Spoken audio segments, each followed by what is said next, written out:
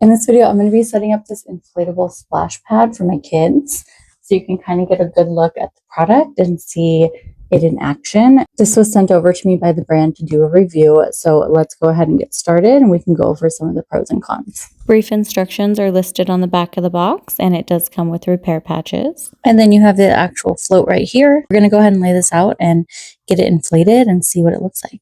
So I used an air compressor to get it inflated quick, and it held onto air so well while my kids were playing. My daughters loved the colorful design with the cute cats along the bottom. There is a plug at the bottom to keep water inside. You attach the hose right here, and you can easily adjust the spray height by controlling the water pressure from your spigot. My youngest was absolutely in love with this. She had an absolute blast and did not want to go inside when it was time. She would not stop hugging the Flamingo. This is such a fun and easy thing to set up for those hot summer days to get the kids outside and laughing and just having a great time.